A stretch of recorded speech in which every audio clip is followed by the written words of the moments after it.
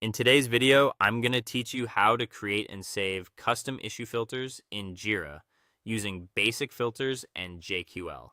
If you've ever had to dig through a large backlog, track high priority work across multiple teams, or rebuild the same search again and again, this process can save you a lot of time.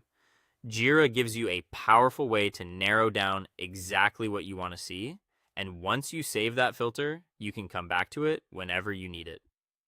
To get started, open your preferred web browser and sign in to your Jira site using your organization's Atlassian portal. Once you're on the main dashboard, look at the top navigation bar and click Filters.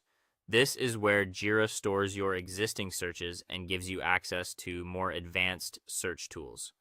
From the Filters menu, choose Advanced Issue Search. That opens the Issue Navigator, which is the main workspace for building and reviewing custom searches. At the top of the page, you'll see the search area, and below that, a grid showing the issues that match your criteria. Now let's build a filter using the standard options first. Along the top of the search panel, use the project dropdown to choose the project you want to work with. Then continue across the row and set values for fields like issue type, status, and assignee. These options are useful when you want a clean, straightforward way to narrow your results without writing a query manually. If you need more precision, you can switch to JQL, which stands for Jira Query Language. On the right side of the filter area, click Switch to JQL.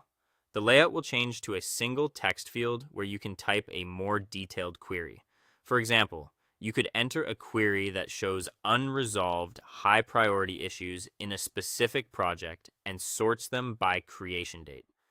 After entering your query, run the search to see the results update.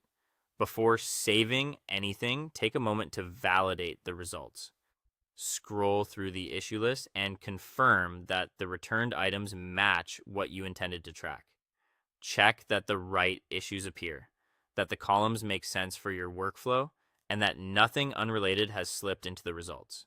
This quick review helps prevent confusion later, especially if the filter will be reused by your team. Once everything looks right, go to the upper left area of the search page and click Save As.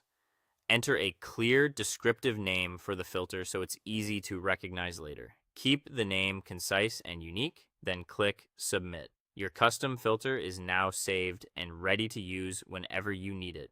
Thanks for watching, and I'll see you in